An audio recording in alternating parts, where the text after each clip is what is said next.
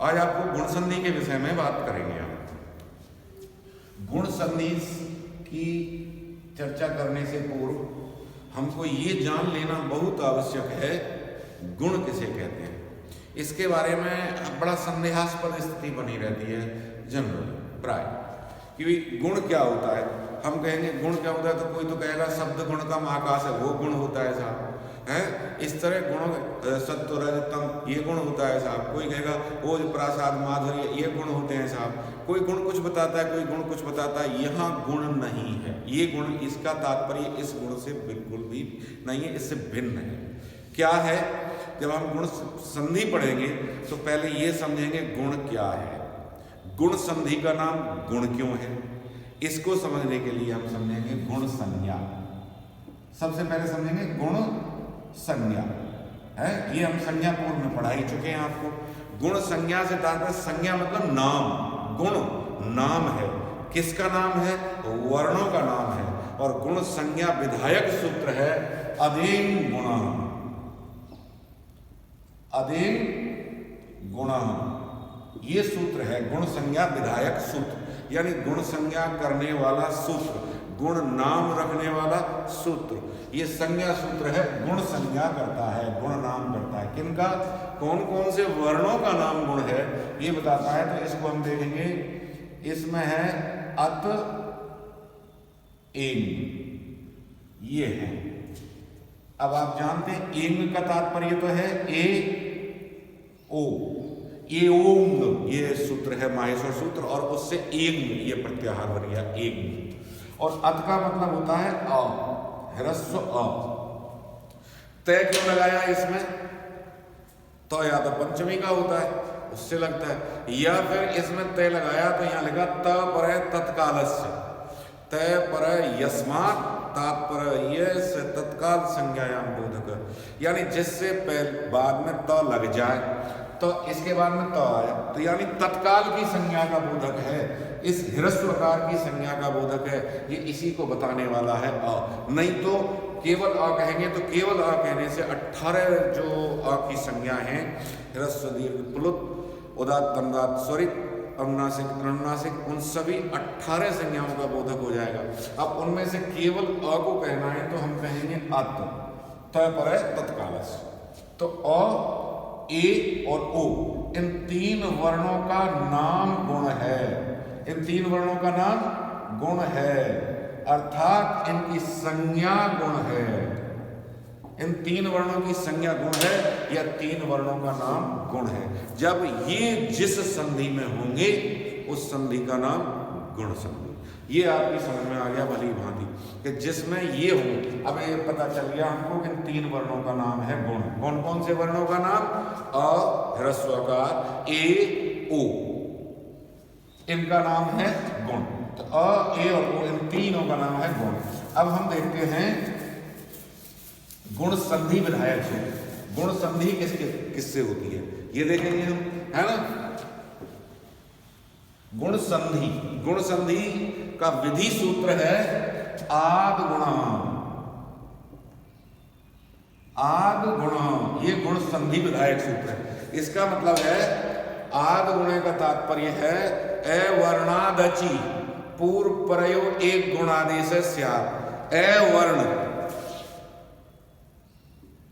ए वर्ण से, ए वर्णाद अचि, अचि सप्तमी का, तो ए वर्ण से अच परे, अचि का मतलब अच परे होने पर, पूर्व परयो, तो ये पूर्व है और ये पर, इन दोनों के स्थान पर एक गुण आदेश हो जाएगा, एक गुण आदेश। ये इसका विधि है, गुण करने की विधि। यानी पूर्व और पर संधि के लिए दो पक्ष होना आवश्यक है। तो यहाँ पूर्व है और पर है, तो पहले वाला है उसको पूर्व और बाद वाला है उसको पर, ये हुआ। तो ए वर्ण से अच पर होने पर, अच संज्ञा है, किसकी संज्ञा है? सभी स्वरों की संज्ञा है। अच एक प्रत्याहार है जिसमें ऐ उण रील ऋग ए ओं ऐ औच यहां तक का जो प्रत्याहार है वो इत संज्ञक वर्णों को छोड़ करके बाकी शेष बचे वर्णों की संज्ञा का बोधक होता है अच। इस अर्थात इसमें सभी स्वर आ जाते हैं, यानी ए वर्ण से कोई स्वर परे हो तो पूर्व और पर के स्थान पर एक गुण आदेश हो जाएगा। ये इसकी विधि है।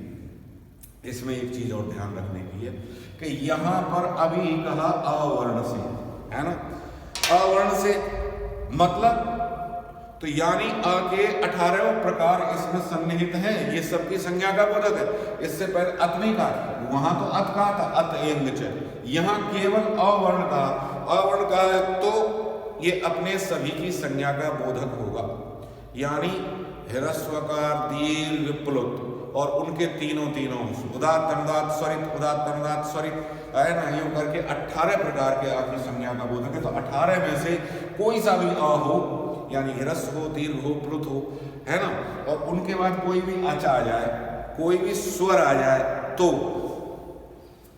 पूर्व पर के स्थान पर एक गुण आदेश हो जाएगा। ये विधि हमने बताई, ये हमने विधि बताई। अब इसका उदाहरण देके देखिए, है ना, उदाहरण हम देंगे तो उदाहरण देखिए, उदाहरण में क्या लिखेंगे हम, उदाहरण समझे, उपेंद्र, उप इंद्र, है ना, उप इंद्र, उपेंद्र, ये शब्द है। इसका संधि विच्छेद किया हमने उप इंद्र। यहाँ तो ये पूरा पद है, जब संधि करते हैं तो उसकी विभक्ति हटा देते हैं। ये निश्चित भाई ये समझ लें, इस कंफ्यूजन को दूर कर दें कि जो ही विच्छेद करेंगे विभक्ति हटा देंगे, जब संधि करेंगे तो विभक्ति कार्य करके पुनः वो पद बन जाएगा उपेंद्र, ऐसे है ना। तो उप इंद्र, अब हमने देखा कि उप में जो पकारोत्तरवर्ती अकार है तो ये अ है, और इसके बाद में इंद्र का ई है, इंद्र का ई है, ये पूर्व और पर। तो हमने ये देखा अकार के बाद ए वर्ण से कोई भी अच परे हो तो ई अच में आता है, तो पूर्व पर दोनों के स्थान पर एक गुण हो जाएगा। गुण कौन सा है हमारे पास में, अ, ए और ओ, अ, ए और ओ, ये 3 गुण है। तो हम यूं नहीं कहा कि इनमें से ये हो जाएगा वो हो जाएगा, या सीधे का गुण हो जाएगा, और गुण हो जाएगा तो इसके स्थान पर गुण होगा। तो हम कहेंगे, हमारी विधि तो पूरी कर दी उन्होंने, ए वर्ण के बाद अच है तो पूर्व पर दोनों के स्थान पर गुण होगा। तो तीनों में से कौन सा गुण होगा, ये हमारे सामने समस्या हुई कि इन तीनों में से गुण कौन सा होगा। ए और ई के स्थान पर अ होगा, अ और ई के स्थान पर ए होगा, अ और ई के स्थान पर ओ होगा। इन तीनों में से गुण कौन सा होगा, ये व्यवस्था हमारे नहीं बनी। तो इस व्यवस्था की प्राप्ति के लिए हमारे एक सूत्र फिर अवतरित होता है, स्थाने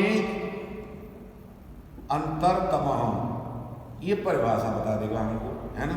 स्थाने अंतरतमः, स्थाने अंतरतमः का मतलब होता है स्थाने, स्थान पर जो आदेश होगा।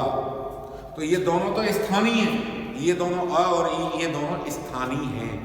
इन स्थानीय के स्थान पर जो आदेश होगा वो अंतरतम, यानी इसका अर्थ ये हुआ कि प्राप्ति होने पर, हमें कोई प्राप्ति हो रही है, इनके स्थान पर हमें गुण की प्राप्ति हो रही है, तो कौन सा हो, बोले सदृशतम हो, अंतरतम, सदृशतम।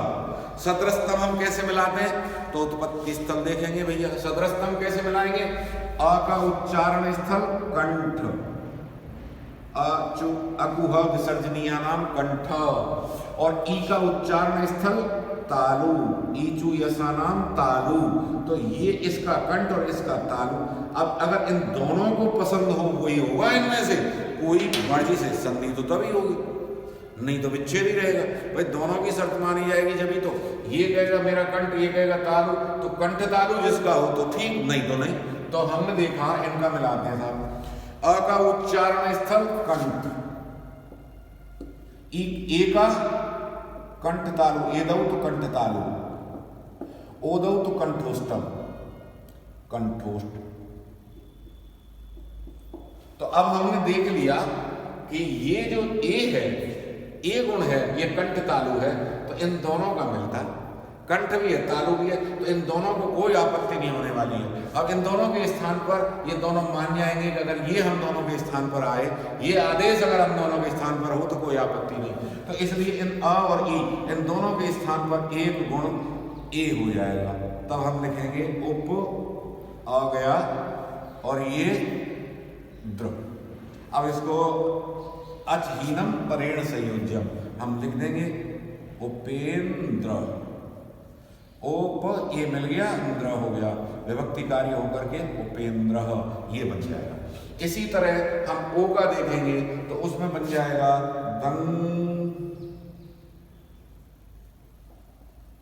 गंगा उदक, ये देखा हमने।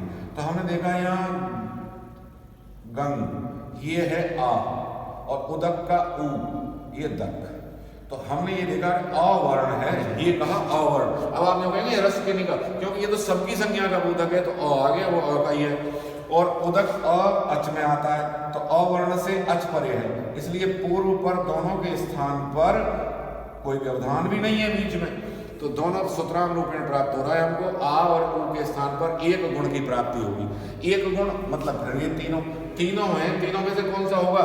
तो आ का कंठ, उ का ओष्ठ, तो कंठ ओष्ठ है। इनमें से कंठोष्ठ केवल स्थानांतरता में से हम जब देखेंगे तो कंठोष्ठ केवल ओ का है, इसलिए इन दो के स्थान पर हो जाएगा ओ, और फिर हम लिखेंगे गंग ओ दक, और मिला के लिखेंगे तो गंग गो दक, और विभक्ति कार्य कर करके गंगोदक, ये लो साहब, ये बन गया आपका गुण संधि। अब रह गया आपके एक अगुण कहाँ होता है, तो ये हम आपको बाद में दिखाएंगे। उदाहरण की सहायता इसमें एक उदाहरण सूत्र की आवश्यकता पड़ेगी। आज हमने ये सोच लिया, इसके अन्य और कोई भी उदाहरण अपन बड़े आराम से बहुत सारे उदाहरण देख सकते हैं, सब में विधि यही रहेगी। पहले हमको संज्ञा सीखनी है, गुण संज्ञा क्या है, फिर संज्ञा और गुण संधि की विधि क्या है, और गुण संधि की विधि है तो फिर जब कहेंगे गुण होता है तो फिर कौन सा गुण प्राप्त होगा, इसके लिए हमें स्थानीय अंतर हमें बताता है कि अगर प्राप्ति हो रही है तो सदृशतम आदेश की प्राप्ति होगी।